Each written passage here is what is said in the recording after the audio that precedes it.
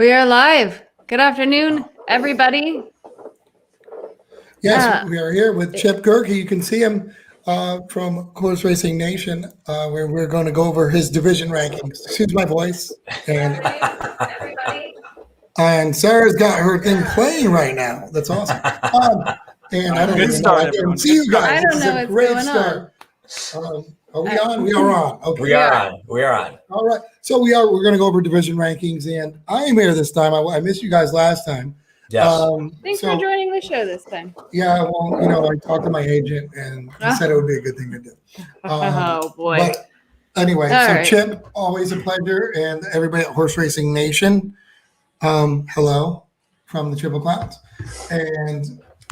And let's go right into it, Chip. How's everything going? Has a lot of things moving and shaking, or what? Yeah, so last time we talked, it was right before Medina Spirit was going to make his comeback, and Essential Qualities Travers, and we could get into some of that a little bit when we talk about the 3-year-old. So it's going okay. It was right in that weekend, so there's a lot going on that weekend with the Firenze Fire race, where he just amazingly tried to savage Yopan at the stretch, which I must have watched that replay. I mean, I'm not joking around. Probably 30 times, right? At least maybe 50. So I want him and Vertical Threat to race against each other because it'd be fantastic. I don't want them to race. I just want them to fight. Yeah, it was like a hockey game. Yeah, that was amazing. Yeah, I guess it's terrible. I didn't know though. It's Chip, not. But I didn't know that's a disqualification. Ed was on and told us that he would have been disqualified if he won. I mean, yes. Can a horse put an objection against another horse? No, the jockey can though. But yeah, it was. I feel like the horse should be able to. Like he can just look at the steward and be like, "Come on, you bit me 7 times." Yeah, it was crazy. Well, we could talk about it. We could even start out with that division if you want. We could start out with the male sprinters and maybe take this a different way. It's up to you guys. Well, we're talking about it already. Okay, good. I know AJ loves this too. So heading into this last weekend, of course, there was a lot of change after that weekend a few weeks ago with Jackie's Warrior winning his race over Life is Good in that sprint race at Saratoga. Really, really ran well. And he convinced me to put him up top of the sprint division, which I did. He's ranked number 1 right now. Even though he hasn't faced older males, which I still think is a big deal, and he's going to have to ship out west, to face older in California. But I mean, I got to hand it to Jackie's Warrior. He's really done a lot. Last year at age 2, he was very close to winning the 2-year-old championship. And now this year at age 3. So, he's ranked number 1. Number 2 is CZ Rocket. We know CZ Rocket. He's run very well this year. He finished 2nd in the Pat O'Brien a couple weeks back. He's holding steady here near the top. I still think he's going to be tough Breeders' Cup time, but I think he's kind of a victim of the pace. So he's a closer, and he's going to need a quick pace to have any chance in the Breeders' Cup sprint. Then we got Flagstaff, who's another tough old veteran who ran well as well on the Pat O'Brien, finishing 3rd. So, and he'll end up going in the Breeders' Cup sprint. And both these horses ran Lasix free in their last start, which is important for their connections. I know you know that, Randy, that there were some question marks about those, right? Mm-hmm. So rounding out the top 5 are Yopan, who we'll get to in a minute, who beat Firenze Fire in that race we just talked about, and Dr. Schibel, who won that Bing Crosby against Older. He's ranked 5th. Rounding out the top 10 are Firenze Fire, Life is Good, Lexitonian, Special Reserve, and Ginobili. But I think the real story here, what we really want to talk about, was that race in the Grade 1 Forego a couple weeks back with Firenze Fire and Yopan. Literally fighting the whole way around the track. They were 1-2, right? Literally fighting. Literally fighting. It's not like the way girls use literally. No, this is literally fighting. Well, biting. Yeah. Biting all the way around the track. Well, Firenze Fire was. Did any of you guys watch, AJ, did you watch that race live? Oh, yeah. Okay. Oh, so yeah. Yes. Oh, man. So I was watching it live, and when I saw it, we've all seen maybe a horse try and savage, and we say savage, try and bite another horse maybe at some point in the race briefly. It's very brief. We're talking just 1 minute. This was something unlike nothing I've seen before, where it was pronounced. It went on for a while, and it was several strides, and he actually grabbed a hold of his bridle. Yeah. He's gonna pull him over. Like, I was worried for the jockeys. You know what I mean? I was like, are they gonna crash because this horse is losing his mind? Listen, he was paying it forward. Yeah, he was. It happened to him 3 years, which is really weird. So now it's crazy. Absolutely crazy. He has one race to pay it forward before he retires. So for your parents out there, listen, learned behaviors. Okay, everybody, learned behaviors. And this is what happens. And we saw it with the horse. That was amazing though. That was crazy. And I didn't know that the horse would be disqualified. I didn't. And I've been around horse racing a long time. Yeah. I don't think I've ever seen like a disqualification for biting. I don't even know what they call it. But apparently there is. That's what Ed told us there would be. He would have been disqualified if he won. Yes, he would have been disqualified, but there's never been, at least that in my memory or even seeing video, a situation quite like this where it was so pronounced for such several strides, and if you really look at the slow motion replay, which I probably looked at 30 of those, it was amazing that he kept his stride. You know, it's just what he was doing. He just kept running, and then also he wanted to catch him to bite his ear off. Like he like ran harder. You're right. It's really weird because he wasn't even looking straight ahead. Like you feel like he was going to fall. You see the jockey like, Jesus. Yes. But yeah, I mean that was amazing. And listen, if any horse is going to have a Hannibal Lecter mask come on when he goes out, it would be awesome. They need to embrace this. Chip, they need to go and embrace this with Frenzy Fire. I mean, and AJ will agree. I can tell you right now, he's gained popularity. He's gained a legion of fans. Okay, you have some shirts right now. Let's market him. Let's call his agent up. I saw Twitter after that, and it was all the talk that he was the star of the weekend, and he just and let's just tell it like it is. I mean, he would have won the race, right?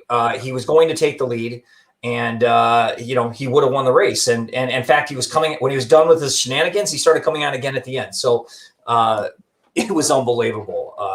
So it was such a surreal moment. The moment it happened, I immediately got on Twitter and I messaged Chip and I said, automatic #1 in the rankings. Automatic. There's like no way you can not say that. That is funny. That is funny. Yeah, we always love the bad guy. I mean, let's face it. Everyone loves the bad boy. And Frenzy Fire is the bad boy right now. And we'll get to Flightline in a second. I know me and Chip are going to have a conversation about this one. So Chip, with those rankings, and I want everybody out there to know when you do your rankings, because yes, I mean, I don't know. And I know you're going to probably say something about this, Chip, but Flightline to me, fastest sprinter in the country right now. Sure. And that's arguable. Sure. But you do this as horse of the year in your rankings. Correct. So everybody out there being like Flightline would beat these horses, even if you think he would, Chip, I know you disagree, but Chip, you never put him in the rankings either way because now he can't win the Eclipse. I mean, he's not in the Eclipse race. So that's what I'm saying. So these are like Eclipse award-winning things. Yeah, but this is a race for the Eclipse. With that being said, come on, man. Flightline looks fast. I get it. So I have him. I pulled him up here, right? And I heard the talk, and I pulled him up a week ago because I had to actually take a closer look. And I see a commenter, Truth Seeker, who actually is an avid reader on HorseRacingNation, who decided to join us. That's cool. He's won a maiden race and an optional claimer. Okay. And I get it. He did it really fast.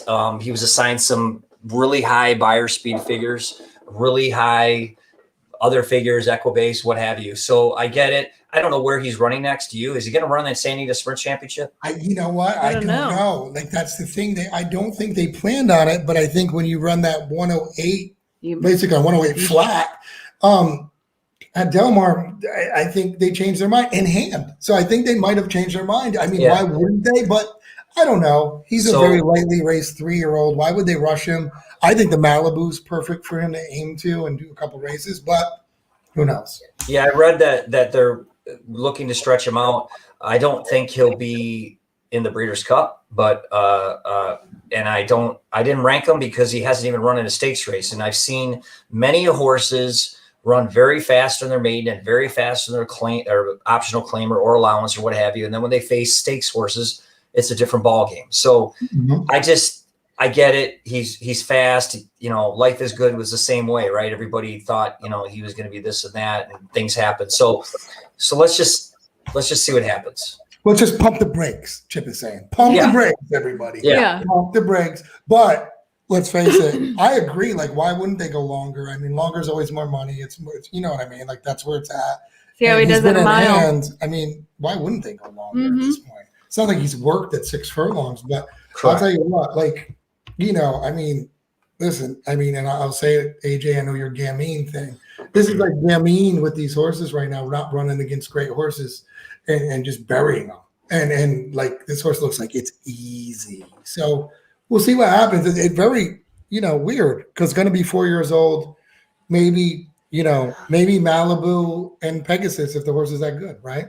I mean, sure. Yeah. I'd be interested to know. I think they're going to, I would got to believe since they ran on September 5th, that who knows?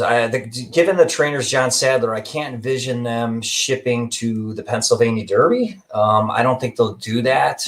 So I guess we'll see. I haven't heard, but no, he's not ranked right now just because, he's had 2 races and hasn't faced stakes horses yet. So that's all. Yeah. Yeah. No, absolutely. And obviously, our guy didn't make the top 10 because he just spit the bit. But Vertical Threat did look good. He could get there. He looked good, and if there was the top 15 or 20, he'd probably be in there. And he'll have every chance in his next start in the Santa Anita Sprint Championship to bounce into the top 10 here. So I'm looking forward to the last major preps before the Breeders' Cup. So yeah, it's exciting. Yeah. And AJ left, but this happened before, so he should be back on in a minute, everybody. That sucks because we were going to go and talk about Gamine. So maybe we'll wait to get to that. We'll wait till he gets back. Yeah, this happened to him the other day too. So he'll be back. We need that internet yeah. So no, that's interesting. I'm not a big Dr. Chivel fan. No, you're not. I just don't think that was a great race. I just think we thought that sprint division was to be so loaded. Then all of a sudden it became like, yeah. I probably have Dr. Chivel ranked a little too high. If I was looking at this now, after that Forensic Fire race, I wanted to rank him number 1, but I can't do that. So I actually should probably have him in 5th and Dr. Chivel maybe down at 6th, but maybe I'll make that adjustment next week because Forensic Fire has done more this year. So I was just going to ask about Ginobili. Why is he so low? Horse. He looks like a super horse. Right now. So that was his, that was his first real big win like that. And I don't know. I kind of feel like the jury's still out on him. Although you could say the same thing about Dr. Chivel, although he has some backclass at age 2. So yeah, certainly a case can be made for Ginobili moving up. I quite frankly, I think you could throw a blanket over 5 or 6 of them here as far as where they could be. Listen, I think Ginobili, and I'm sorry to interrupt you, but I'm going to say this because you're totally he's going to make people really crazy mad. I think Ginobili's Jackie's Warrior right now. So you actually think Ginobili's going to be a player? I do. I think a mile or 7. I don't really like him at 6, but I think right now he just looks so. That movie made with Drayden and the Pat O'Brien, and just ease. And that was the Pat O'Brien. I thought that was a much better race than the Bing Crosby. And I don't know. I just think he just looks great, and I think he's the same type of horse as Jackie's Warrior. I think that'd be a good race. Which is funny because Ginobili and Drain the Clock and Vertical Threat actually are all slam dunk horses, which they could throw a bunch of fire at Jackie's Warrior. They can. But yeah, I don't. I was going to ask you about him because is this horse a miler? Is this horse? I think I want to say I read where they were going to stretch him out, but I think he's going to be better going longer, but I guess we'll see. And he's a gelding, so it'll be interesting. They got a long, racing career, you would think, with him. So it'll be interesting to see where they take him next. he's had, 4 starts this year. That was his first stakes, and he won it. So, so that's kind of why I only had him ranked that farther down, because, he'd been running in optional claimers. I just wanted to see more, and I know he beat CZ Rocket, but that's kind of why Jackie's Warrior number 1, because even though he hasn't faced older, but he's really impressed me. So that's kind of where we're at with the male sprinters. I don't know if you heard the story. Anybody out there did? It's kind of weird. So speaking of that, so Ginobili was going to go out to West Virginia with Vertical Threat, right? And that's why Vertical Threat was going to go. Apparently, this is just what I've heard. Okay, and I know a little bit about that. So Vertical Threat's going to go with Ginobili to get shipped out. Ginobili's going to go in the Derby there at Charlestown or whatever. Vertical Threat's going to go there. Then all of a sudden they go, no, we're going to stay here, go to Pat O'Brien, but let's go with Vertical Threat there. It sounds a little weird keeping Vertical Threat away from him in the Pat O'Brien. Yeah. That might have been some gamesmanship. Yeah, it worked out perfect. You got 2 wins. But it was like some weird gamesmanship that people don't usually see. So I think that's right. Interesting thing there. But I do think one's more of a sprinter and one's more of a miler. But yeah, CZ Rocket though, I don't know, Chip. I don't know. He hasn't. I hear you, but he's finished runner up both times, right? He's run well in his 2 races. He's been 3rd and runner up. Yeah. But he's run well, close, right? And yes, I get it. He's not without Lasix, but I still think with the right pace, he could be there. But you're right. I think that it's going to be tough. And now I believe him and Yopan are probably the top older sprinters, along with Firenze Fire. I'm telling you, I still think Firenze Fire may pull off a Whitmore and win this whole thing and win the Eclipse. I mean, that's just kind of what I thought. I said it about 3-4 months ago. Good comparison. And his season this year reminds me a lot of Whitmore outside of the biting episode. And, and last year Whitmore's big win, really, he had 2 wins. The big win was the Breeders' Cup, and it was enough to get him the sprint championship. So I think that's going to be the same this year. Whoever wins the Breeders' Cup sprint, unless it's some 40-1 long shot, is going to win the Eclipse. Yeah, that makes sense. Yeah, because it's so up in the air that whoever wins the sprint wins it. Exactly. Yeah. Exactly. Unless it's like some horse that's never won. Exactly. Be in it. Exactly. But yeah. No, absolutely. All right. So AJ's trying to get back on. I just texted him. We can do older males if you want. Yeah, let's go to the older male. So older dirt males, there wasn't a lot of change. We'll just run through them really quick from last time we talked. Nixgo, ranked number 1. Obviously, he had a very impressive Whitney win over several that are ranked below here, including Maxfield, who's ranked number 2, Silver State number 3, Tripoli, and Country Grammar round out the top 5. And I know we're going to have some disagreement on a few things here in a second, but Silver State's going to run next in the Kelso Mile. They're going to point to the Breeders' Cup Dirt Mile. Maxfield will run in the Woodward at Belmont. He'll point to the Breeders' Cup Classic if things go well. Nick's goal is going to run in the Lucas Classic at Churchill Downs as a prep for the Breeders' Cup Classic. His first start at 10 furlongs, so there's a lot of question marks for him at 10 panels that won't be answered until Breeders' Cup Day. So that's your top 5. After that, I have Max Player, who we'll get to in a second. He's ranked 6, Mystic Guide, By My Standards, Idol, and Code of Honor. Now, when I put these out, there were a lot of people who commented underneath about why Max Player is only 6. Why is he not in the top 5? Well, I just don't believe Max Player is among the top older males as far as the level that these top 4 are on. I can't include Country Grammar because he's injured, but I'm just still pessimistic that he belongs with the top echelon in this division. I get it. He won the Jockey Club Gold Cup. It was an impressive win, but he beat probably one of the weakest fields outside of last year's field that we've seen ever in the Eclipse Award era in that race's history. So I just think it's a tall order, in my opinion, for him to go out to California and have a say in the Breeders' Cup Classic. So that's why I have him 6. Some people disagreed. Some people agree. That's kind of where I'm at. That's a perfect time for AJ to jump in because he I feel absolutely like AJ loves wrote this that horse. for you because you kind of disrespected Max Player. AJ is one of his favorite horses. They missed it. As you should. Yeah, exactly. We knew this was coming. But I do have to say, I mean, Silver State. Yeah. I mean, has the wins been that impressive? Max Player, though, always shows up. Like, I want to hate Max Player as well. I do. AJ knows that. I do. I don't know. But Silver State, all right. I do like they give Tripoli love because I do think that's pretty good. But, I don't know. I just have to say, like, Max Player, I feel like is one of those under-the-radar horses. I feel like this horse is going to win the Classic now because it's like that horse that's just like, digs in and we all hate him. I also feel like this horse was hyped a lot. Then got hurt. The beginning of his 3-year-old career, and then got hurt, and then really wasn't racing that well. And then all of a sudden, 4-year-old, he's hitting these big races. And it's just like, all right. Yeah, you let everybody down, and now you come back like this. So I think a lot of people are all just like, I want to like you, but you've burned me in the past, disappointed me, and now you're doing good.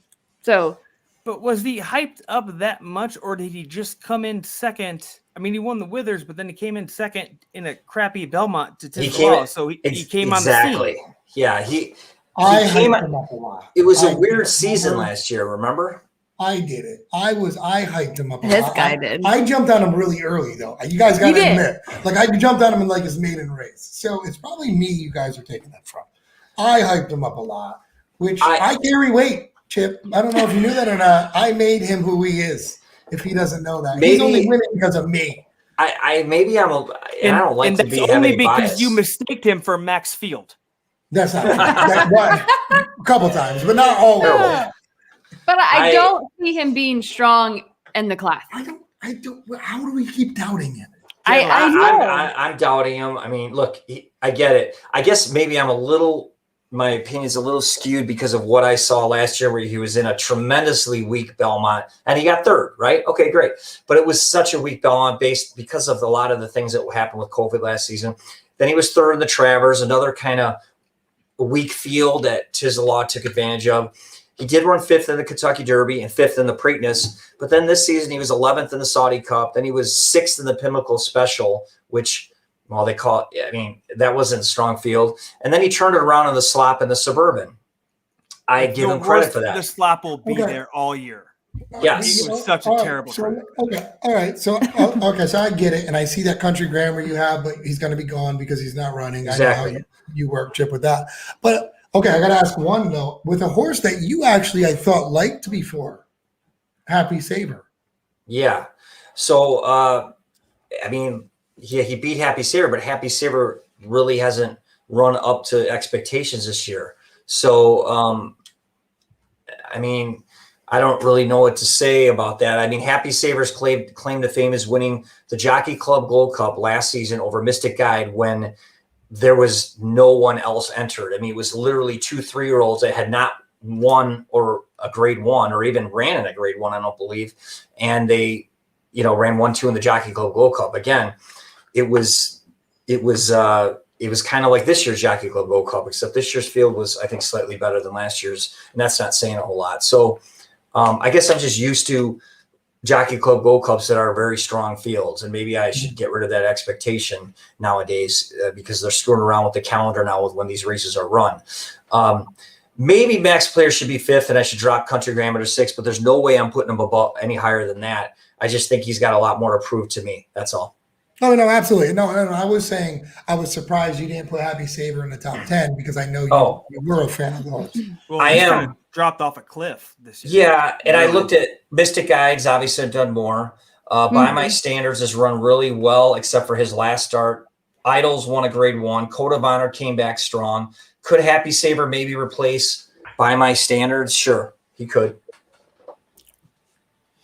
Or my boy Tiz the Magician could be up there too. Ooh. And he still may be down the road here. You never know. One more prep before the Breeders' Cup. Yeah. Yeah. Yeah. He's going to go to the marathon. I think. I don't know that for sure. We'll see. Everyone out there that probably thinks that I just gave him something that I know, No. I don't know that, but He doesn't know much. so. But Anyways, yeah. let's go to the older dirt females. Well, there was a lot of action in this division. As you guys know, the weekend before, the week after we last talked, Latruska won that personal ensign to lock up the Eclipse, in my opinion, in this division. It was really probably her best race this year when she was just kind of hounded through those early fractions, was able to find enough of the stretch to hold those closers off.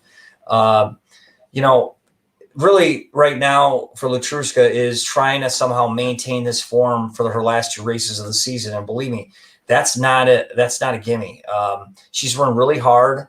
She's run a number of races, and her next start, which will likely be in the Spinster at Keeneland. It's interesting. I'm surprised they're going to run once more before the Breeders' Cup, considering how tough that personal ensign was on her. But they know their horse better than me, and that's where she's going to go next. Regardless of what happens the remainder of the year, she will have my vote for the Eclipse in this division. What's on the table now is Horse of the Year, and she's very much in the Horse of the Year race, pending what happens in the Breeders' Cup Classic. So if she could somehow take care of business the remainder of the season, we could be looking at Horse of the Year for Latruska. Yeah, I think so. Yeah. What about a win at the Spinster and then a third in the Classic? Classic? She won't run the Classic. You mean the distaff? Distaff. Yeah. Say she just falters like a little bit one of those times, but not enough to really. And She Dares the Devil beats her. Yeah, I still think Latruska wins the Eclipse. I know where you're going with that, and I could see the She Dares the Devil argument, but look, She Dares the Devil had many chances to face Latruska, and she's kind of went out west, and she's not run as many times. And I give it to a horse that's done it over and over for the season, running it against the toughest. And I don't care if she loses the Breeders' Cup Distaff, she will win the Eclipse. I'm convinced of it. She Dares the Devil could very well win the Distaff because I think she's the biggest threat. But again, I don't think it's going to matter. It's just how I see it. So that's kind of where we're at with that division. And She Dares the Devil, obviously, we were talking about her. She's ranked number 2. Then Monomoy Girl, 3. Swiss Skydiver, Bonnie South round out the top 5. Swiss Skydiver was off the board in the personal ensign. Obviously, I think we can all agree maybe she's not the same filly she was last year, which really isn't surprising. It's very difficult for these 3-year-old fillies that just run historically great seasons, Rachel Alexander being one of them, Songbird another. They don't come back quite the same at age 4. And so there's no fault, and it's just the way it is. She's just had a really historically great campaign at age 3. So my understanding is her connections are going to point her to the Spinster. So they're still going to run her at Keeneland. They know she loves Keeneland because, well, she's run well there. And so we'll see what. We've seen this before, obviously, with a horse named Rachel Alexander. Kind of the same thing. Okay, so you got Bonnie South, and your next ones are Royal Flag as time goes by, Evutante, Antoinette, Venetian Harbor. Venetian Harbor, by the way, just ran this last weekend. Yeah. But not very well. Yeah, they put her on the turf. But anyways, that's what it was headed. She did good on the turf the first time. I know. I just thought I think she's better on the dirt, but I don't know. I think she's a miler. Yeah, she did run well on her last start on the dirt, I should say. So, anyways, that's the top 10 right now that was headed in this weekend, and like I said, I mean, I can't envision any scenario the rest of the season that Latruska does not win the Eclipse. No matter what happens the rest of the way, I think Horse of the Year is the only thing in question now for her. All right, and you want to go on your website real quick because you have As Time Goes By on here. So you can go on. I can do it now. It's supposed to be edited. There's supposed to be an edit there, but I will get that fixed. I looked up the horse. I was like, maybe he knows something I don't. Use this horse. I got it. No, I'm just supposed to ask. But with Venetian Harbor's performance this weekend, does that move her much? And you're off or keep her there? I mean, it was a turf race. I'll have Yeah. to look at the rest of the divisional races that happened, if there were any relevant races in this division this last weekend. Otherwise, she probably will stay. Yeah. And the hot question I get all the time, Chip, and I'm going to ask you, what are they doing with Monomoy Girl? And I see the number 3. That kind of shows the division how not very good it is. Not that she's a bad horse, but she doesn't run. And what are they doing here? And I'm going to tell you, once again, I don't know anything. I should be able to, but I don't. Yeah. But I know she's training, and I told you a while ago she was training and she is. looking at something. And my theory is this: we have, when I say that, I say my racehorse and everybody at Spendthrift, we have a deal with for a lease. And anytime you can get out of a lease and save the money. So if she's not looking to not run in a big race, wouldn't they just drop her? You would think. You know what I mean? So are we looking at she's just going to show up at the distaff and go with Matruska? I'd be shocked if if they tried that, but I wouldn't. What are they doing? I wouldn't. How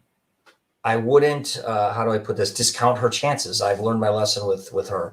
So would they do that? Would they train up to the Breeders' Cup distaff? Now, you never know. We've seen horses win Breeders' Cup races being off a year, almost 2 years. De Haas was one of them in the Breeders' Cup Mile. But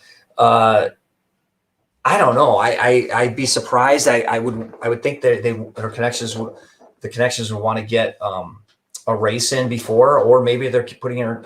Now, let me ask you this: is she running next year, or is this it? That's the thing. Well, we only have her this year. We have a 1-year lease, and I think the whole plan was whatever. But if they're the connections now, why would they build her up for next year if we don't have her? Well, I'm just thinking I'm thinking Pegasus, and then go Saudi Arabia, 100%. But if the connections now, and like I said, I don't know what they're doing on the side. Who knows? You know what I mean? I mean, it could be, hey, maybe we're going to re-up the lease, and they already know that. I don't know anything. Before anybody says anything to me, I don't know this stuff. I just know when I get the reports before you when the horse is training. That's about it. Well, we'll see. Yeah, but it's very curious because of the ownership group changing, its lease, connections. Because if it was the same connections, I would believe that would be true. Where it'd be like, all right, get her a race, then throw her into, the Pegasus, maybe go against the boys, and then send her to Dubai and then retire her. I mean, that's early in the year, but why would they just not cut the lease if that's the plan right now?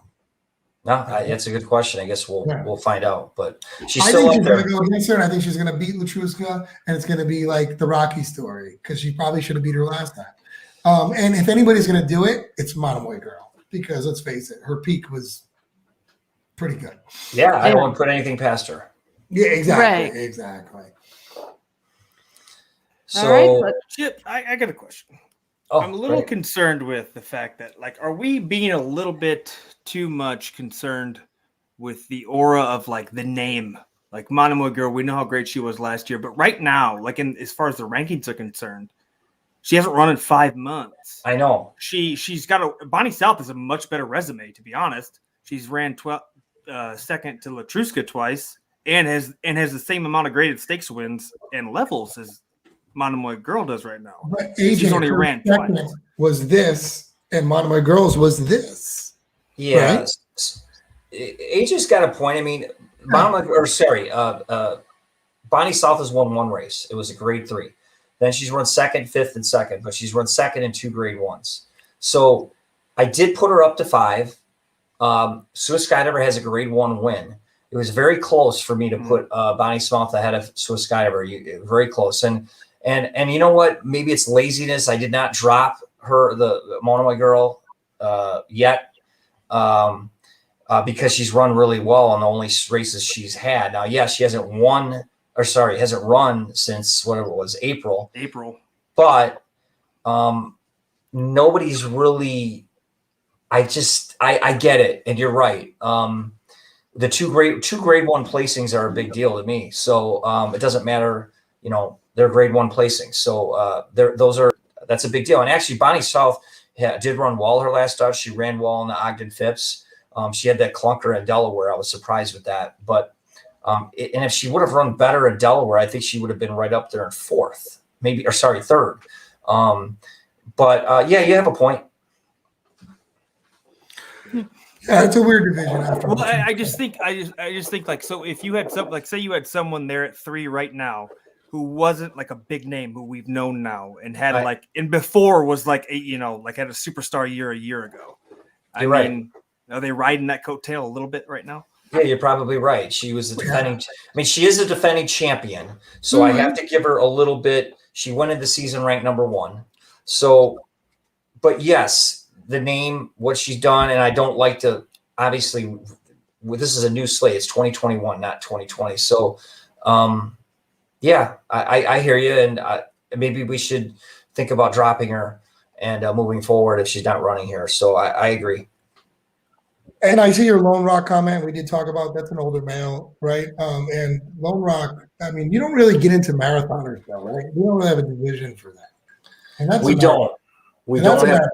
Right? Yes, I mean, that's the best marathoner we have. Bar. Yeah, and we don't have an eclipse for that. We don't have a division for that, but they'll probably come up with that someday. I don't know. We should, and because Lone Rock will get left out, and Lone Rock is pretty dominant right now in that division, but they don't run that much. I mean, that's the thing. They don't. Well, that's what we were just talking about. Tis a Magician. Yeah, he'd be up there too. With him, he'd probably be number 2. That'd be a fun one for you to try, Chip. Just because I don't think there's any way possible you could make like. 5, 10, 10, everyone would just be like, well, so because it'd be like a closer at a mile and a quarter. Yeah. I think he could run that long. So this guy says he might run the classic. Well, that would be great. I would love to see some of these long distance horses run it. And so may Tis the Magician, because I have a feeling he's going to run the Awesome again next out. And if he runs well there, he's going to go in the classic. Yeah, he's a good horse. He just rates everywhere. And yeah. I mean, and you know what? You get those marathon horses, they can run the distance. And a lot of these horses can't when they go to the classic with that many horses. So might as well they're placed. Mm-hmm. All right. So 3-year-old males, because this is the one where I'm catching a lot of slack, a lot of people ripping me and are upset with me because I have Medina Spirit ranked number 2. So before we get into that and why I'm getting ripped to shreds, let's just go over the rankings really quick. Essential Quality's number 1. Obviously, he won the Travers, his 5th graded stakes win on the season, the most of any horse in any division. Number 2 is Medina Spirit. He came back in the Shared Belief and was impressive in his win over Rock Your World, beating more Grade 1 winners in that race than Essential Quality has in his last 2 starts combined. But we'll get into that in a minute. Number 3. Hot Rod Charlie, he'll be running the Pennsylvania Derby against Medina Spirit later this month. Number 4, I moved Jackie's Warrior up because he deserves it. He's been really good as a 3-year-old, and he's ranked number 4. He's done more than the others below him. 5th is Mandolin. And then we go rounding out the top 10 is Rombauer, Midnight Bourbon, Rock Your World, Life is Good, and Drain Your Clock. We have 3 sort of sprinters in the top 10 because the 3-year-old sprinters are really strong. But yeah, go ahead, AJ. No, I think I said that last time we were on here. I talked about the 3-year-old sprinters. Yeah. And I was like, told you. Yeah, no, I was on Drain the Clock for horses. Yes, it took me a while to warm up, but I'm warmed up to those guys now, these horses, because they've been really impressive.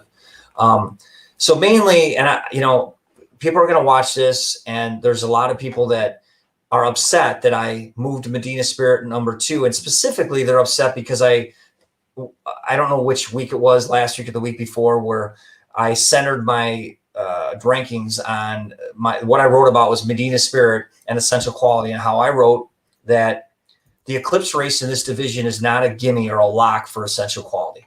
And I laid out a scenario as to why it isn't, and that scenario revolved around Medina Spirit. And I basically wrote that if Medina Spirit wins now he won the Shared Belief, his comeback race. If he comes back and wins the Pennsylvania Derby and then goes to the Breeders' Cup Classic and wins and beats Essential Quality a second time, he will win the Eclipse. He will. He's a Kentucky Derby winner. And, if he's wins a Breeders' Cup Classic along with the Penn Derby, I mean, he's got more than enough resume-wise and 2 head-to-head wins over his rival. How can he not win the Eclipse? And, of course, there were a lot of people that said he's not the Derby winner and he doesn't deserve it. Well, he is the Derby winner right now. Right. Okay, he's not been disqualified. And I don't think he's going to be disqualified, but if he is disqualified, it won't happen this year. So that's kind of where it's at. That's my feelings on it. Do I think that will happen? No, but it's a scenario that's out there, and that's why I wrote about it. Yeah.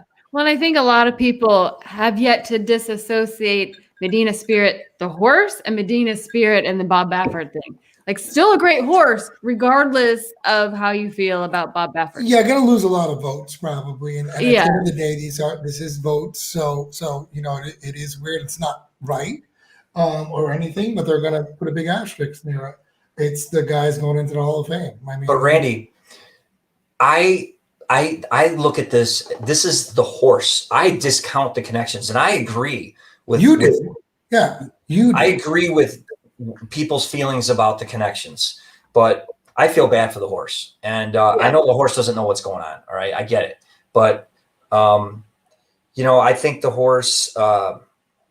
It's too bad. It's a bad situation. I get it, and I know there's some comments in there about this, but I just look at the horse and what he's done. I watched the Derby many times, the Kentucky Derby. It was a very gutsy race. This horse, and I know Bob Baffert said it, Medina Spirit reminds me a lot of Silver Charm, the way he runs. He just has a lot of grit and fight in him. Just when you think he's ready to spit the bit, like he did in Shared Belief, he looked like he was in trouble turning for home. He just had, when a horse got near him, he just spurted away again and kind of won that race convincingly. And I'm very interested to see what's going to happen to the Pennsylvania Derby, because we know he's already beaten Hot Rod Charlie twice. Okay. So when people say he shouldn't be ranked number 2, I don't know where and that's another thing. They were upset that he was ranked number 2. Well, how can you not rank him number 2? He's beaten Hot Rod Charlie both times he's met him, and he's beaten Essential Quality the one time he met him. So I don't know. I just have him ranked number 2, and I'll be very, God forbid, if he were to win the Pennsylvania Derby, because I'm going to write what I just talked about. Yeah, I don't. You just got to be ready. I don't disagree in those with comments at all. I don't either. I think Hot Rod Charlie is the most, and I think it's a very good horse, but maybe the most overrated horse in the country. But I still think the horse is good. But once again, AJ and his AJ, I know. But it's true. You run a good second, all of a sudden you're the best somehow. The average fan would think that Hot Rod Charlie won like 2 out of 3, Triple Crown races.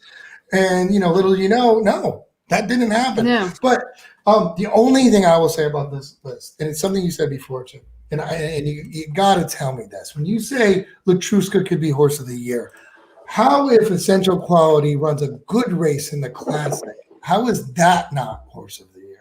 Well, no, if Essential Quality wins the Breeders' Cup Classic, well, say third. Say third. Well, he's not Horse of the Year. He won't be Horse of the Year. You can't. So Latruska runs. So this is okay. So you're throwing out some scenarios. So it depends on what happens. If Nick's Go wins the Breeders' Cup Classic, he's Horse of the Year. Okay. But let's just say he gets beat. Essential Quality gets beat, and it's a horse, like. Mishriff. Max Player. There you go. Max Player. There you go. That's perfect. Max Player comes out and wins the Breeders' Cup Classic, right? And then let's say Latruska loses the distaff. Well, then I don't know what to make of it. I have to see who finished where, because you're talking, you go back to the default of whoever was number 1 heading into the Classic. So it could be a jumbled mess then. But yeah. Essential Quality looks really tough. I wrote what I wrote about it. I feel like a very overlooked horse, and we hear about Latruska much more, and that's why I'm saying it. Like if you tell me Latruska wins the distaff by 5 and Essential Quality loses the Classic by a nose to Max Player, I got to go with Essential Quality because number 1, you raced against the boys. Sorry, I know how that is, but Horse of the Year, you ever raced against the boys? Yeah, I'm not big in it. But we did have a couple of things. Number 1, before we get to the Penn Derby, I'm curious too to watch Life is Good after the last start. I think that horse will tune up, but I don't know if it's too late for that horse to get involved with what Chip's talking about. Race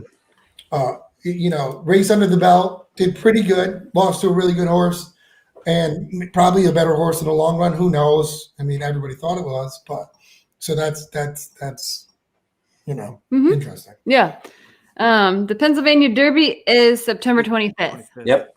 Yeah, last Saturday in September. So yeah, that should be a strong race. That race has really grown into being a major event on the calendar. I know there's a comment. I think it says Nick's. I don't know if you put it up or not. Where Nick Sko got beat when Charlatan buried him in the Saudi Cup. Well, no, it's not wrong. It's not wrong. However, it was a 1-turn 9 furlong race, and apparently, and I'm still not a big.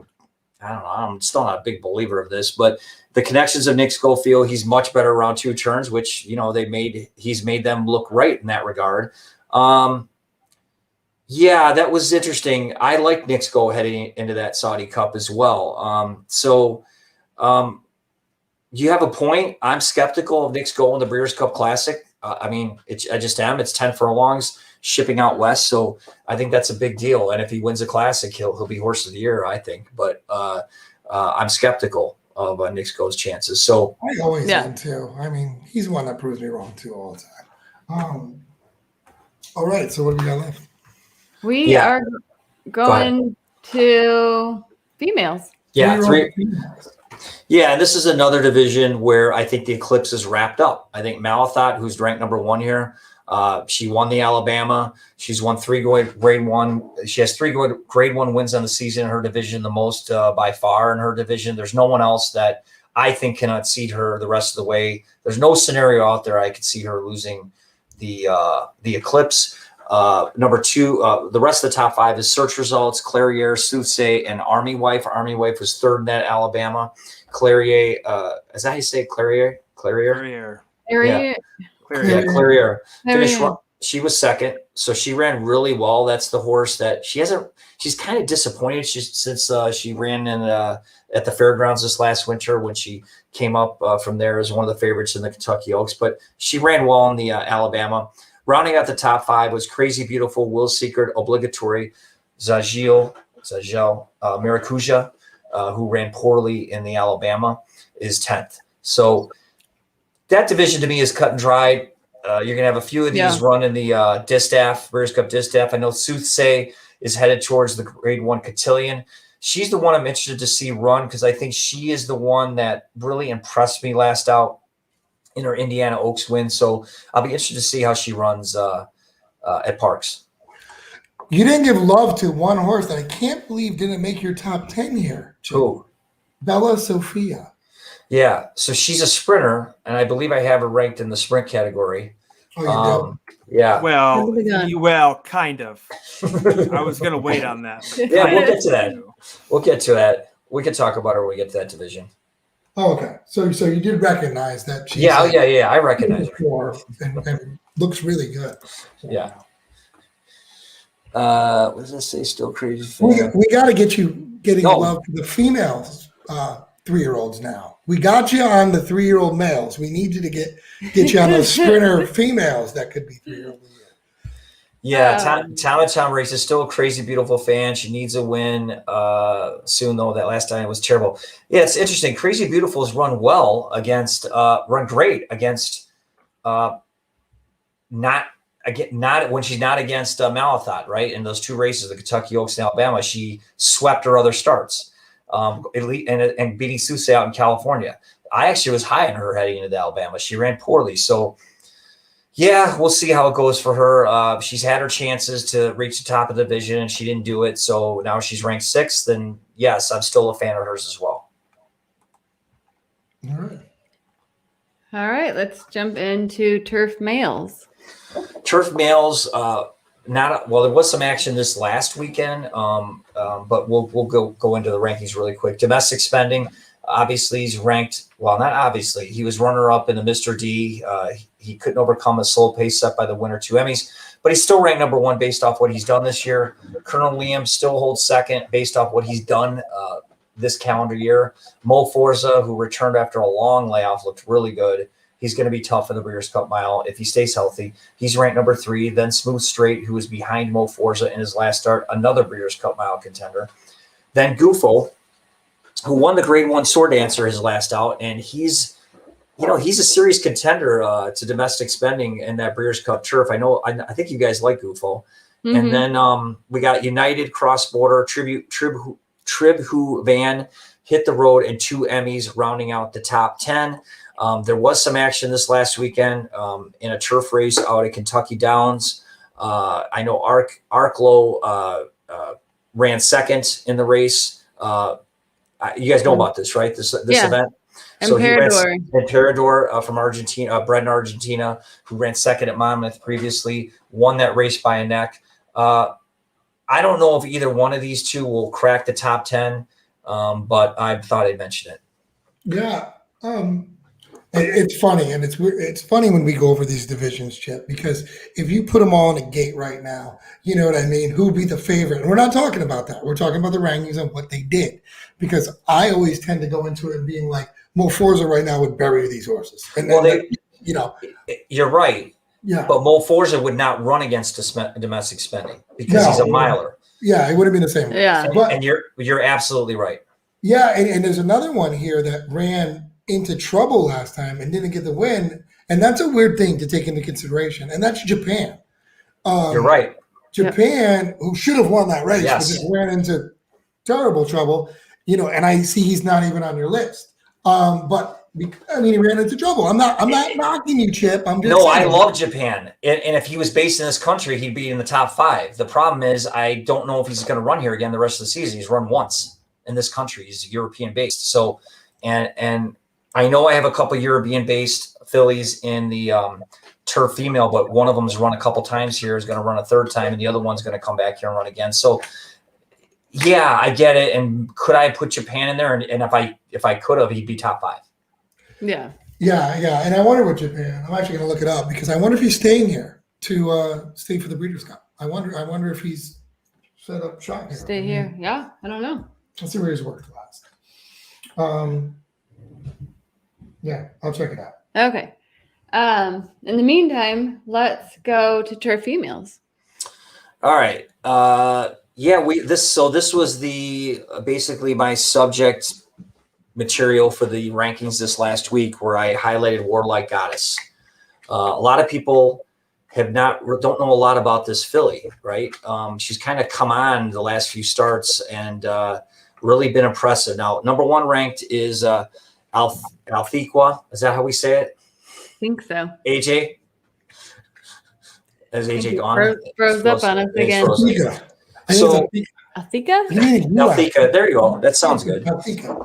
Yeah, so Althequa is ranked number 1 based off her 2 grade 1 wins. If the season ended today, well, I might have to take that sentence out, because if the season ended today, it'd be tough, because Warlike Goddess has really thrown it together there. Her resume looks really good. So it would be tough between these top 2, Althequa and then Warlike Goddess ranked number 2. Santa Barbara is ranked number 3. Mean Mary, who we'll get to in a minute, ranked number 4. Thundering Knights, 5th. And then to round out the top 10, and this is before the races were run this weekend, Got Stormy, Blowout, Summer Romance, Princess Grace, and Viadera. Now, we know some stuff happened this weekend.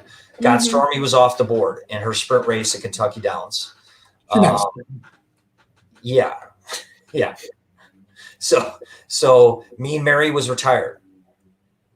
So that's kind of sad. She's okay. I mean, she just was retired. So Mean Mary will obviously come off this list next week because she's retired. Yeah. And so we'll have a new horse in the top 5. Warlike Goddess, I'm really impressed with. She won that Flower Bowl last week. And she's got a very, not unique, but a running style from a turf horse you don't see very often. She's a stone cold closer. And she has a huge turn of foot. She'll be far back. She's been second to last or last in all of her wins, except for her last start where she laid 4th, but she was still several lengths off the pace. So I really like this filly, and she's a serious contender in the Breeders' Cup filly and mare turf because she's going to love the distance. I don't know what you guys think. Yeah. I mean, I think the transition there would be perfect. This is an exciting division, though, Chip. This is actually one that's like, I mean, Santa Barbara looks like a monster. I mean, the Mean Mary thing does suck. What it looked like, because that would be nice to throw in the mix there. Got Stormy obviously at a different distance. Warlike Goddess looks, I mean, English Channel horse. I mean, Are we used to this by now, Chip? She wins easy. Yeah. This is a fun division. It's a fun, exactly. Fun. Fun's the key word. I think this is a fun division. Keith made a comment. Mean Mary should have won a grade 1. Glad she was okay. I 100% agree. She never did get that grade 1, but make no mistake, she was a grade 1 caliber turf mare. And I was a fan of Mean Mary's, and it's too bad. I really thought she was going to win the Beverly D last out, but she was second best to Santa Barbara. She's retired, but she's okay. She'll move on to have some babies. So, but yeah, you're right about Santa Barbara, who, when you look at her, she was kind of just ordinary overseas with her race record. And then she comes over here and has beaten our best. I don't know what to make of that. She hasn't faced Warlike Goddess though. And Warlike Goddess has a really big turn of foot.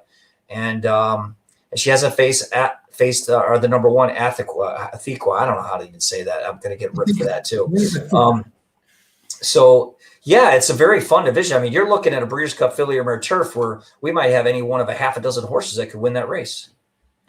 Yeah, that's a good division. That's put numbers in a hat. Yeah. So that's and you know.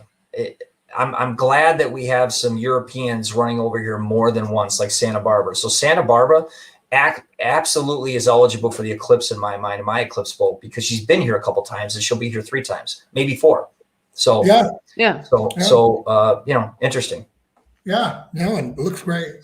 That's a fun division. All right, so let's go on, and I know AJ's back, so we can last division, female sprinters. Last division, starting with AJ's wife. Yeah, I mean. Yeah, AJ. So we're on the female sprinters. When this is the first time we talked since Gamine got the job done, the ballerina. What's your thoughts? Mm-hmm. It's over. It's like it's done. Over. The Eclipse is done. Over. Okay. Oh, sure. Oh, give her the Eclipse. I mean, done. it's yeah. Move on. Yeah. I don't know. I might have said that already. On our show or on Twitter or something. But yeah, that's done. I mean, it's not even close. I agree. She's already destroyed pretty much everyone else in the top 50. There's no one. I mean, not a female that can beat her. No. I will say this, and I want to lead into this year. I know you haven't actually talked about your rankings yet, but all year long I've kind of said she looks a lot more vulnerable this year than she did last year. Yes, I agree 100%. That being said, when we talked about Bella Sophia, I was a little disappointed to see her out there at like 8 because she ran the doors off of that test. And while she doesn't exactly have the resume to put together right now to really be like, to compete with Gamine, obviously, but Gamine's already beaten everybody else. She hasn't beaten Bella Sophia. So that would be the one horse where I think just because she's proved she hasn't, she's not like everybody else. She hadn't lost to Gamine already. Yeah, but AJ, this isn't almost just like I said. That makes sense on his list, what you said, but right. I get it what you're saying. But she still has that grade 1. Like that's got to be, like if it was a grade 2 or a grade 3, I agree. But it is a grade 1, and I think that automatically kind of puts you in a little bit more of a higher upper echelon than. So AJ, if you lined up in the gate right now, Gamine, Bell's the 1, Sconson, CC, Kamari, and Bella Sophia, do you think Bella Sophia can beat any of those fillies? I'm playing the exacta Gamine Bella Sophia. Okay. Yeah, that's fair. I mean, I get the great unknown is when you ask that question, Chip, is maybe Bella Sophia can beat Gamine. We know the other ones can't. It's one of those things. And maybe the Bella Sophia runs last. But I think that's what he's saying. But that with rankings, I get what you're saying, AJ, but Kamari won a great one as well. Right, but it's not like what she won was like that. Like she's like 3 for 4 lifetime. Her one loss came to that. It looks like Australia, but it's not Australia. Who's a pretty solid horse and was very good at that time. I mean, hasn't done as much lately, but then it goes on. I know it's an allowance race, but then wins a grade 1 and beats search results and super sensational. Like that's kind of a resume there. I think that she ran well in that race, and we've seen test winners come back and win the sprint. And I'd be very interested to see if Gamine runs against the males in the Breeders' Cup Sprint, because I believe that's the only way. I don't see why they wouldn't try that. You don't think that's going to happen, huh, Randy? I don't. I just think you take the easy win, and I think those boys can beat her up, and I think they could. I mean, I think that she could lose in that. Maybe Bella Sophia can beat, maybe, but probably not in the female. I mean, why? What's the difference? I mean, it's the same. Isn't it the same tag, same price? No, it's not. The sprint is $2 million. The filly mare sprint, I believe, is $1 million. But really? It's $1 million different. I believe it is. But this is your mind now, aren't you? I thought it was close. I thought it was the same price. I thought it was like 1.5 and like 1.2. I'll check that. But it's interesting because she's, like we just talked about, she's already beaten all comers, right? Gamine. And and AJ's right. And Gamine, she's won her races, so I have no complaints, but she's clearly not as dominant this year as she was last year. And that's no knock on her. It's just that I think it's a big Lasix thing. I really do. And we've talked about that. I kind of agree. So, so I guess we'll see what happens. So I was wrong. So I was right. The filly mare sprint is $1 million and the sprint is $2 million. Okay. So it's $1 million difference. Yeah, sure. But I mean, you're really taking a risk there. That is a big risk. You know what I mean? You know, you can get $1 million or you might get like 50. You might lose your money that you entered. Yeah. Like there's a possibility. I don't think she walks into that no matter what. Especially if there's like, God forbid, like flight line. Well, and it could be. We've talked about this before, even mentally, like psychologically for the horse, where like we saw with what Frank's Raquette lost a race, wasn't the same horse after that. She's not beating those horses, even like Brickyard Ride to the turn. You know what I mean? And even those horses, she might. No, you're right. Oh, you're right. Yeah, she's not gonna have that lead like she always has. Well, I think if she's in form, like she was at the end of last year, like right now. Yes, 100%. You try. I agree. Because last year she looked just. But I mean, is her competition getting better? I don't think so. I think that, and AJ will agree. I just think she's just not as dominant, and there's nothing wrong with that. She's still the best. Okay. Yeah. Yeah, she doesn't look. It doesn't even look as.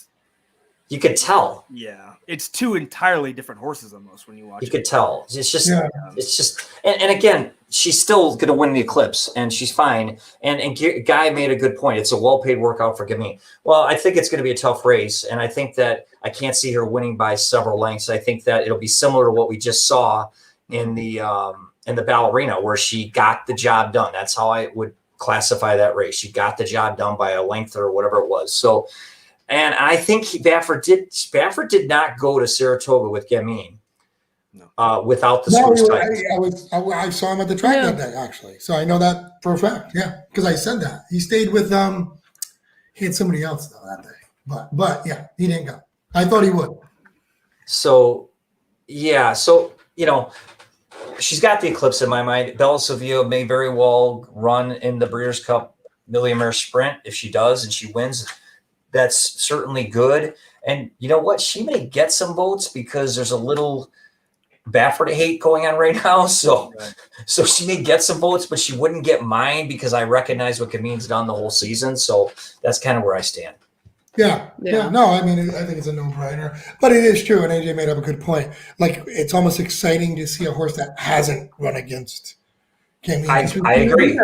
So that's going to be that's kind of fun, and I'm looking forward to seeing that because I do want to see her get pressure because she really hasn't, not in the sprint race. So it'd be nice to watch. It would be interesting. She won't win, but it'll be cool to get her locked up. Yeah, I agree. All right.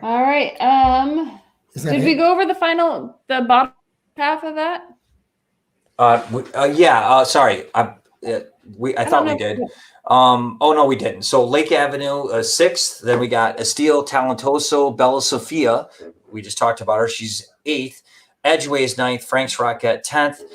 That's your top 10. And I got to tell you, Kamari still hasn't run, so she will drop out of the top 5 this week because even though there hasn't been a lot of action in this division this last week, but I'm going to still drop her out of the top 5 because I'm frustrated. She was the one horse that hasn't faced Gamine that I thought maybe could give her a race, and it doesn't look like it's going to happen. So, Yeah, that is strange, and you must. I'm 9 and 10 on this, Chip. You must be almost like reaching because Frank's Rocket is still there, which is a good horse, and obviously like fell off a cliff a little bit. Yeah, we expected out of that horse. I mean, last year we would have thought that horse was gonna beat Gammy.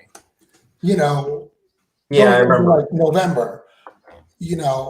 Probably would have been favored over Gammy at that point. I put Edgeway back in because she just won the Rancho Bernardo at the end of August 30th at Del Mar. So she got back to her winning ways after finishing 4th to Gamine in the Great Lady M. So that's why I put Edgeway back in. Yeah. And we say your comment, a little Baffert hate. Yeah, I get it. There's a lot of Baffert hate. We understand. We're trying to be nice. Well, you wonder, a lot of times with that kind of stuff, a lot of people that have votes that don't talk aloud will give him a vote because they feel bad almost. So remember that works both ways a lot of times. Yeah. I just hope No, I was going to say Bella Sofia stuck out so much to me when I looked at the list because you still had Estilo Talentoso, who was in the top 5, I believe, the last time we talked. And I even said, I was like, I'm over this horse. Because and then I seen that, like, you're talking about a horse who's got a grade 3, and then you're got a horse that just won a grade 1. And I was just kind of like, no, Chip, we can't do that. Yeah. Can't have it, can't win with it. The reason Estilo Talentoso was there is because of her efforts against, there's a couple comments. So remember the stretch is short, Del Mar short. Yes, it is. It is short. There's another one here, a little Baffert hate. Yeah, there's a lot of Baffert hate, and it's too bad because it's I don't look at it like I look at the horse, and I wish other people would, fans especially, when you're looking at a horse like Medina Spirit or Gamine, don't penalize the horse for what's happened, and don't let your emotions get in the way of your thoughts. I mean, Medina Spirit, God, if he wins a Pennsylvania Derby, I can't. It's going to be great. I'm going to have a field day with that. So heading into the Breeders' Cup Classic, so that'll be something. So, and by the way, everyone knows it's Guy, not Guy. I grew up with a bunch of French Canadians. I know. Okay, Guy. Okay. I actually know that. That's my father's nickname. Oh, French Canadian. Oh, Guy. Okay, I see that. I didn't see that comment. I grew up in New England, and a big pocket of French Canadian. But yeah, Guy. So sorry, Guy. Get that right. Goodness. Chip, I wanted to ask you, just because I don't remember if I just didn't ask or if I was starting to cut out when we were talking about the 3-year-olds, but so the Medina Spirit issue that we were talking about, if you looked and you didn't know the horses' names, say you just took the names out of it, and you looked at that, and you've seen Medina Spirit with the Kentucky Derby, 3rd in the Preakness, now this win going forward, like, so say Medina Spirit's the real deal, wins and then wins the Classic. Yes. I mean, that's it, right? That's horse of the year. It's got to be. If you took the names out and what you're going to say, I was going to write about. If you took the names out and said horse A, horse B, horse C, and Medina Spirit wins out the Pennsylvania Derby and the Breeders' Cup Classic, he's horse of the year in every year when you have a Kentucky Derby winner and a Breeders' Cup Classic winner. The problem is he'll never be voted horse of the year. So I'm not even going there. But believe me, if that were to happen without a dominant older male, because he would have won the Medina Spirit, would have won the Breeders' Cup Classic, beating the older males, he absolutely would be horse of the year. But again, it's not going to happen. So yeah, and let me, because I always think about this, like you as a voter and you doing your rankings. Do you? And then we've talked about this a little bit, but I think for everybody out there, it's a pretty cool conversation of.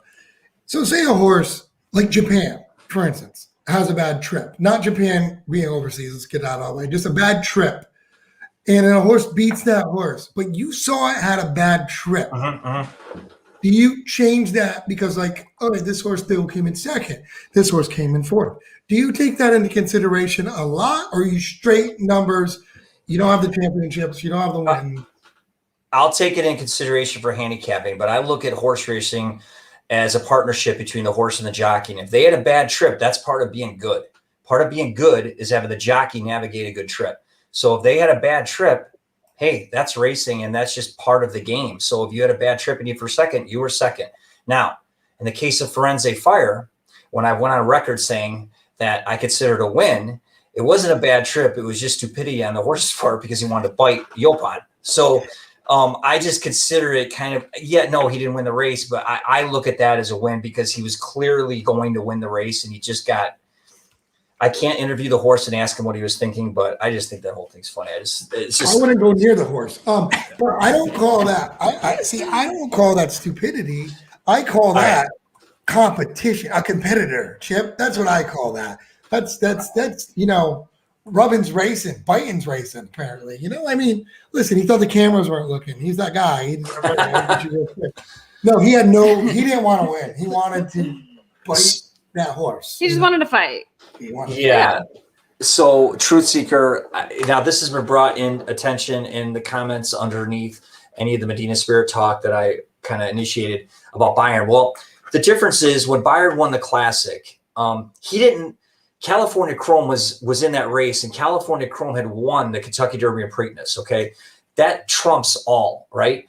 And Byron had run up the track in the Travers, which matters because that's that's the fourth biggest race for 3-year-olds. So, and also true what G said, is it G, says about Byron wiping out the inside 4 horses leaving the gate. That was controversial. We all remember what happened to Shared Belief in that race.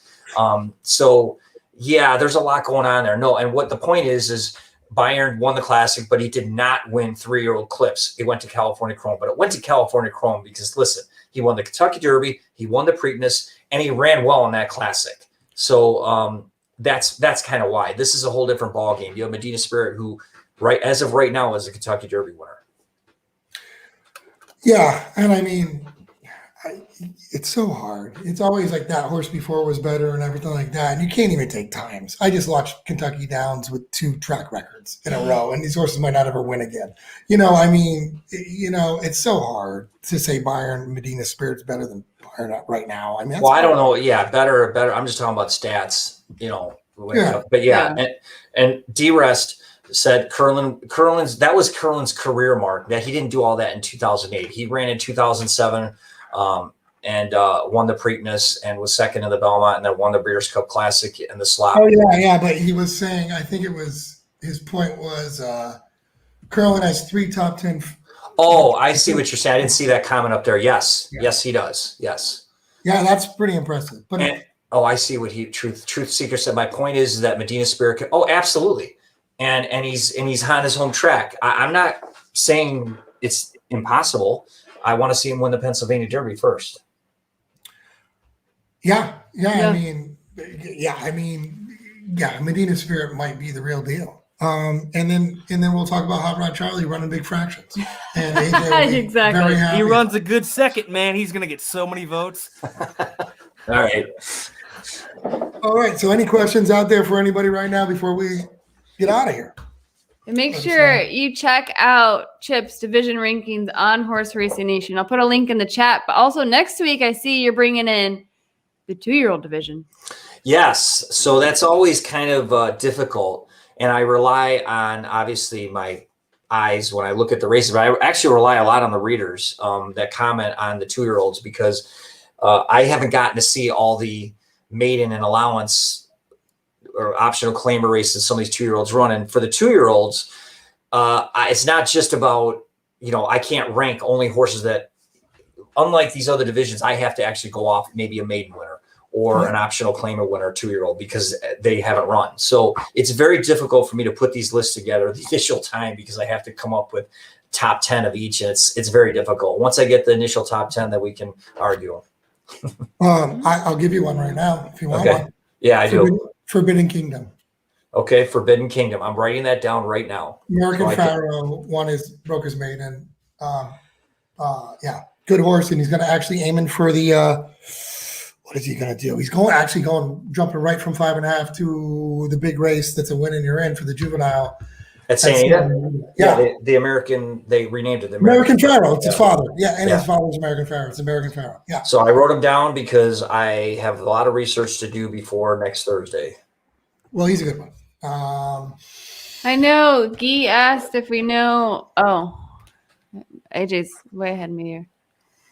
Oh, is that what you're gonna do? We did not. Yeah. I'm sorry. I was just trying to Google. No, I've got those nominations if you want them. So did you guys? Well, I don't know if it's the nominations, but it's the probables listed by Chip's company there. HorseRacingNation. Yeah. You can't tell. Chip's company. You know, Chip is on there right now. Horse Racing Nation thing. Who are you signed by that you can't say? Those people. But first we'll get to Guillermo. What's up, Guillermo?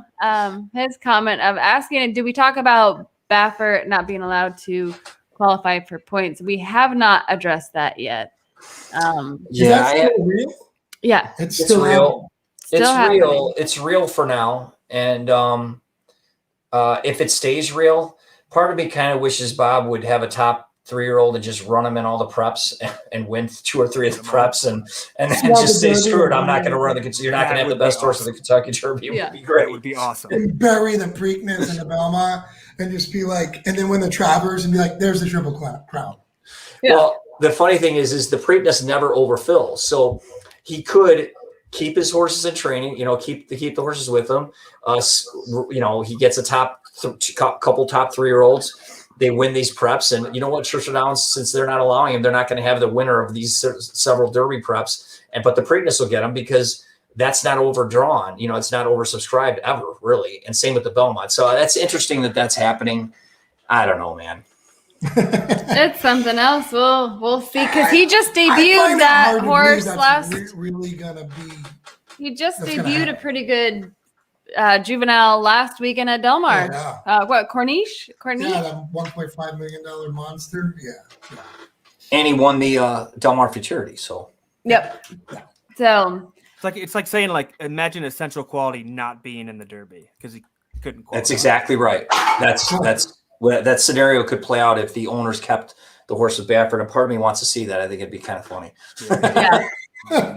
And it'll be something else. But yeah, Keith, it's going to take a really long time for all of this to get figured out. Well, and they're waiting. Like Chip even mentioned, Medina Spirit probably, as far as the year 2021 goes, has won the Derby. 2022, we'll see what changes. Yeah. I don't think anything, and I agree with you, Chip, I don't think anything's going to happen with the case this year. And I did see Sean Prince saying the 2-year-old division's wide open. Of course it is. It's 2-year-olds. We have no clue, man. We never do. Yeah. Even after the juvenile, we still have no clue. I mean, yes, it is wide open. That's a good point. Yeah. Yes, it is. But Agui did ask if we have AJ. Do you have the probables? Yeah.